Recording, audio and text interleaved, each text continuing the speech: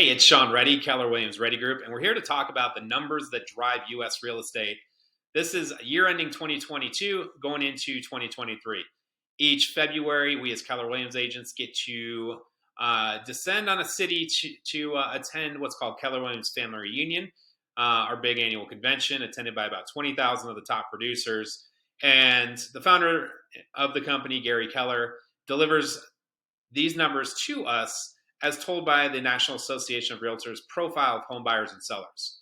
So we're going to break this down a little bit, talking about home sales, home prices, inventory, hot topic today, mortgage rates, treasury spread, how that affects the mortgage rates, and affordability. So just to get into, let's dive straight into it. Let's look at home sales. So last year there were 5 million home sales. That's a 20% decline from 2021 and the lowest number since 2014. You can see in this stretch here and the stretch of the mid 2000s run up, obviously a lot of homes sold, 32.2 million, 27.3 million in those big run ups there. Prediction this year is 4.3 million. So we're going to have a home sale year on par with 2010 and 11. I should say 9, 10, and 11 as projected. Home prices. On average, appreciation on an annual basis is 4%. That's the long-term trend line. You can see we got above that in the mid-2000s. You can see what happened after that. Boy, I wish I was flush with cash in 2011. And then you can see what's happened with this current run-up going 12% above that trend line. You can see last year in 2022, the average home price in the U.S. was $386,000, projected to fall by 1% to $382,000. With maybe more depreciation coming to get back to that trend line, which would have us at $357,000. Home prices, as told by this story.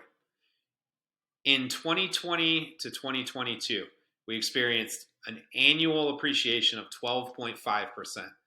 Guys, that is not sustainable, a number that has not been experienced ever in the course of history.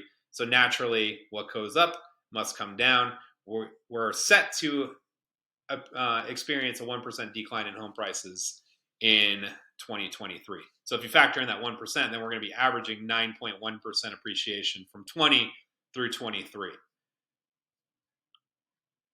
Total market volume, even though home sales are projected to decline significantly, still going to be the third biggest volume record on year with $2.13 trillion in real estate sold. That's because of prices where they're at. I thought the agent count in each of these peaks and valleys was pretty interesting. When the market gets hot, more agents get in. Market cools down, more agents get out. We're going to see agents getting out of the business, and we already have. Inventory and appreciation. Balanced market represents 6 months supply on the market. You can see we were over that during the Great Recession, and we've been under that every other year besides those recession years. So when it's below that 6% balanced market, there's appreciation. When it's above, supply and demand would tell us there's depreciation. We saw appreciation. We saw mega appreciation. You can see the relationship between month supply and what is a balanced market. Inventory by month we won't get into.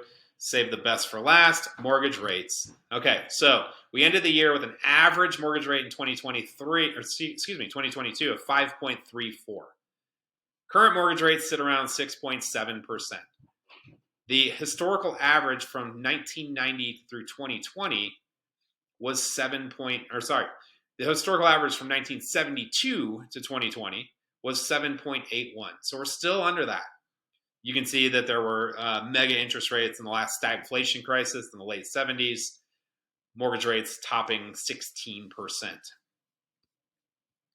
What does that do for affordability?